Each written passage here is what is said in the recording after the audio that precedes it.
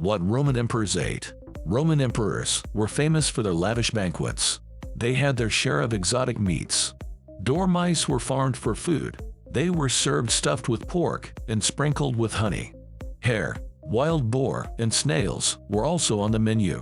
Delicacies included peacock brains, boiled ostrich, and roasted parrots. Sea urchins were highly prized. Beef was not popular with the Romans, but garum was. It's a sauce made of anchovies and brine. It was left to sit in the sun for several months. Garum was added to meats, fish, and bread spreads. Roman emperors loved pork as well.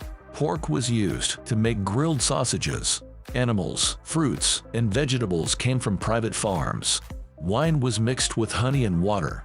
It was also infused with rose petals. In summer, it was served cold to relieve the diners from the heat. Different kinds of wine were served during one meal. Emperors Caligula and Trajan were known to overindulge, but some rulers were modest. Julius Caesar ate a less extravagant diet. He was relatively sober when it came to alcohol. Marcus Aurelius ate and drank in moderation. Some imperial dinners went on for 12 hours. Banquets were held in the triclinium. It was a dining room with low tables and couches on 3 sides. The 4th side was left open for servants to bring the dishes. Emperors and their guests used to eat lying on their left side. They reclined on a pile of pillows.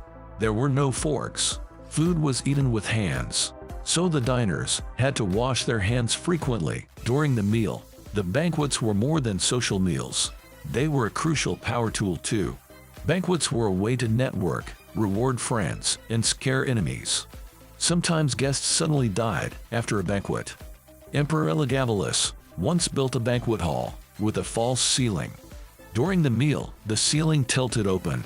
A torrent of flowers rained down upon his guests. Those who couldn't crawl out were smothered to death. Elagabalus served his guests rice mixed with pearls.